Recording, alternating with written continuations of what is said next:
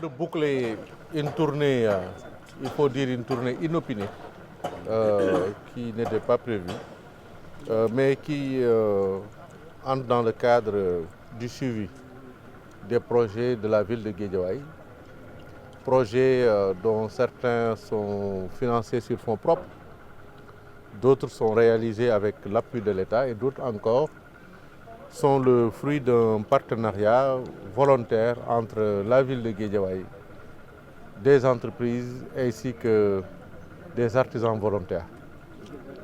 Nous avons visité tour à tour le chantier du stade de Ndiarème Limamoulaye qui avance très bien et nous espérons pouvoir le réceptionner avant la fin du premier semestre de l'année 2017. Nous avons visité le bloc scientifique dont le premier module constitué des blocs de physique et chimie ainsi que des logements de gardiens ont été, le premier module a été livré. Nous sommes en train de réaliser en ce moment la salle informatique et dès le premier trimestre, nous allons lancer les travaux des blocs SVT et des blocs administratifs de ce complexe qui va permettre aux élèves, aux collégiens de Guédiawaye de pouvoir s'adonner à la pratique scientifique, à l'expérimentation. Nous avons visité aussi le chantier de l'ENO qui avance très bien. Nous avons noté avec une grande satisfaction l'avancée notamment du gros ouvrage.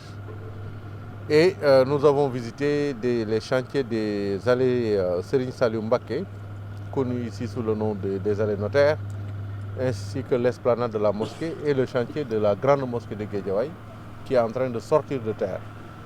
Nous avons aussi visité l'hôtel de ville qui a démarré et nous avons terminé ici à Darou Salam, chantier qui fait spécialement notre fierté parce que étant le fruit d'un partenariat solidaire et volontaire qui a donné avec peu de moyens et en peu de temps des résultats palpables et qui vont impacter durablement la qualité des enseignements dans ce collège Darou Salam qui avait connu il y a quelques mois une situation de vétusté qui faisait que la plupart des salles de classe n'étaient pas praticables.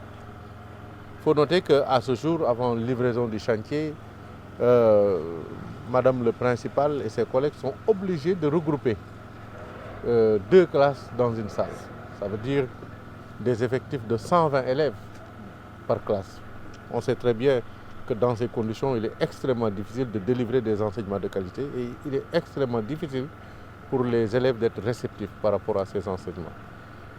Et nous notons donc avec satisfaction et avec l'aide de l'entreprise Eiffage que le travail est quasiment terminé pour ce qui nous concerne.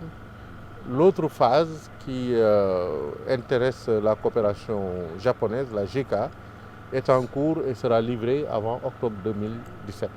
C'est dire que, Inch'Allah, en octobre 2017, Darou Salam sera totalement un autre collège. Le défi maintenant, c'est les équipements complémentaires, les équipements des salles, mais aussi des équipements socio-sportifs pour faire de ce collège un cadre de vie et un cadre de travail exceptionnel. En tout cas, c'est notre défi et c'est notre objectif et nous sommes confiants que nous allons y aboutir. Nous avons fait une évaluation sommaire qui doit être améliorée, mais si on met tous les projets programmés dans le cadre de notre plan de développement, il s'agit d'un investissement global qui tourne autour de 45 milliards francs CFA. Il faut savoir que rien que la grande mosquée, la première phase et la deuxième phase va nécessiter la mobilisation de plus de 2 milliards 500. La salle de spectacle est évaluée à une dizaine de milliards. Le stade Ndiarème est aux environs de 1,5 milliard. Les travaux de réaménagement du stade Amadou Barry, notamment le centre d'hébergement et la rénovation de la salle de basket, vont nécessiter un peu moins de 1 milliard de francs CFA. Le bloc scientifique va nous coûter 250 millions. La plateforme informatique va coûter 200 millions de francs CFA, etc., etc.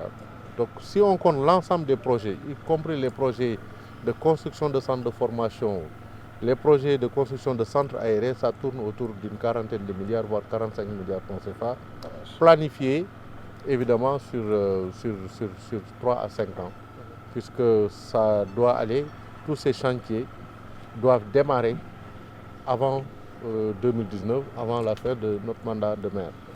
Le problème, ce n'est pas d'être visible, le problème, c'est d'être efficace et de servir les populations et de faire des résultats, c'est le plus important.